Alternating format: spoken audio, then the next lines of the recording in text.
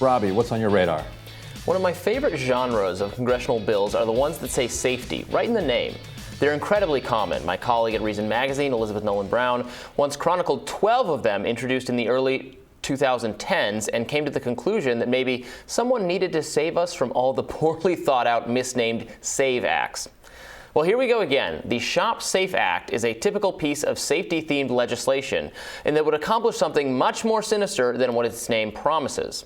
Far from protecting online shoppers from harmful products, this legislation, sponsored by Representative Jerry Nadler in the House and by Senator Chris Coons in the Senate, threatens to obliterate online marketplaces by subjecting them to increased liability. Democrats are currently plotting to add the Shop Safe Act to the bipartisan Endless Frontier Act, a technology infrastructure bill that already passed in the Senate and could certainly become law sometime in the future, perhaps in the near future. This would be a disaster. The Shop Safe Act has massive problems that would make it very difficult for smaller online marketplaces to survive. Indeed, while the bill is undoubtedly intended to seize on Congress's anti-big tech fervor, the likely outcome of its passage would be the solidification of Amazon's dominance. That's because the bill would raise the liability threshold for online marketplaces, not just Amazon and eBay, but also Etsy, Facebook, virtually any internet platform where goods can be sold, even Gmail. Quote, the current bill language could be interpreted to cover anything from Craigslist to Gmail, basically any online service that can play a role in advertising, selling, or delivering goods, argues the Electronic Frontier Foundation.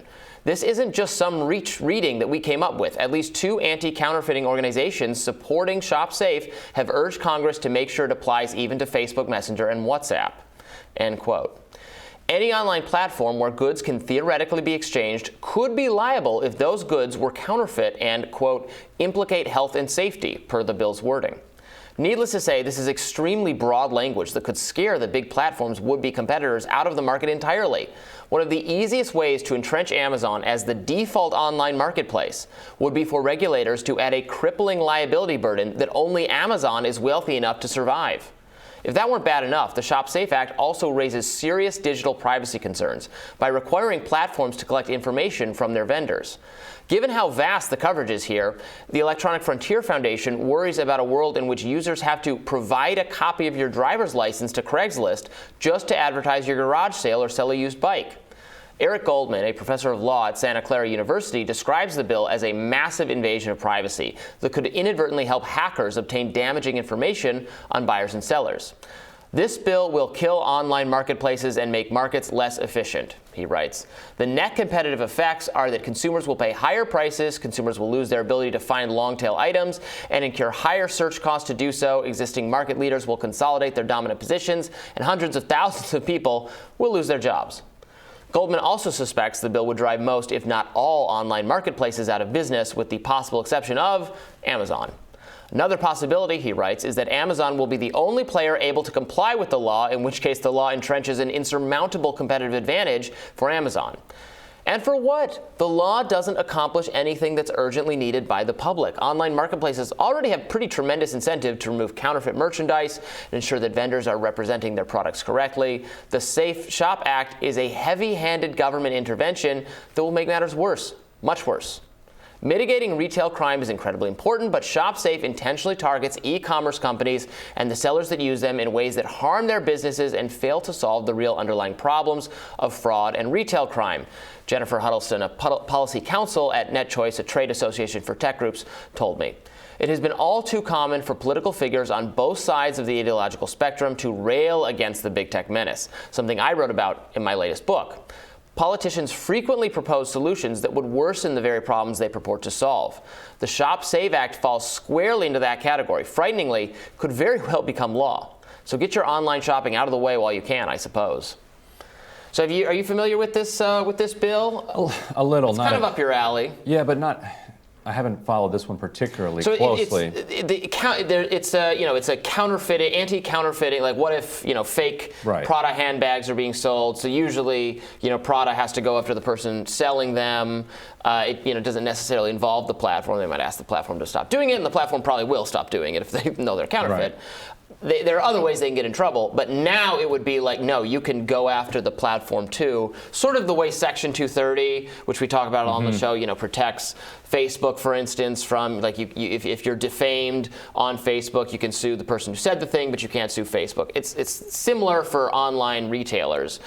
So this law would massively change that. Would make the platform liable too. It also does not clearly define what is an online marketplace, such that any online service you use to make this kind of transaction could count. And then, which is a little ridiculous because, if you click on a Gmail link and buy something fake, like that's not necessarily Gmail's fault. Right, and if Gmail has to make safeguards against that, they might be collecting information. They sort of are trying, to keep spam. Right, but this would say they might need your driver's license to operate a Gmail account. They might need all this other information that would be vulnerable to law enforcement and to hackers. And so a lot of experts I talked to about this thought, well, the people who will handle this best are Amazon, and it could drive everyone else out of business. So besides bad reviews or consumer dissatisfaction, which doesn't work with a company the size of Amazon, what can be done to make it so that there's no incentive for Amazon to profit off of counterfeit goods? Because right now the incentive is, as long as we can get away with it, and people are buying and selling these counterfeit goods on our site, then that's good for us. And things that are good for them, they're going to encourage. So what kind of policy would discourage it without creating this dystopian end to online commerce that you're talking about? I don't think there's a good. So right now there is because of trademark law, they do have to. If you're violating a trademark, they do have to take it down. They have a certain period of time to do it. But as long as they comply with that, they're not going to be in trouble. Now it would be like they have to take proactive steps to make sure this never, ever, ever, ever could possibly happen, which is hard to do, which is impossible to do. That's why they'd have to track you. So they'd have to know you. They'd have to impose all these costs on you to be able to participate in the platform at all, to make sure you're not the kind of person who would do that, who would engage in this counterfeit trade. So honestly, it's going to end up punishing the people who are on the platforms rather than the platform itself. Which goes to my point that we should just nationalize Amazon and make it a public space. And then we can sort through this, and then it's the public's responsibility to make sure that they're not selling just fake crap. Counterpoint. We agree there? No, we should not do that. I mean, that would be a disaster. You think we should nationalize Amazon? There'd be a bureau of Amazon I feel like the shipping time on Amazon would go from you get the product tomorrow to you get the product next year and you get the wrong product. The joy will be like, don't worry about it. Yeah, you're never getting it. Yeah. There'll be those highways, those train tracks we saw the other day would be 3 times as high of littered Amazon goods. The joy of running Amazon is not the best selling point. That's right. That's true. But anyway, it's an interesting. So the bill was added to this other more popular kind of bipartisan. Which is going to conference. Yeah. So there's a real. I think this thing on its own might not would have raised more red flags, but what I'm hearing is that Democrats want to put it into the more popular act. This is the same bill where we reported that they were going to give Bezos $10 billion for his Blue Origin spaceship because he had lost the bid to Musk. So then they just went and put it in the bill. We should neither nationalize Amazon nor bail out its CEO. We can agree on that. Team Rising will join us next. Stay around for that.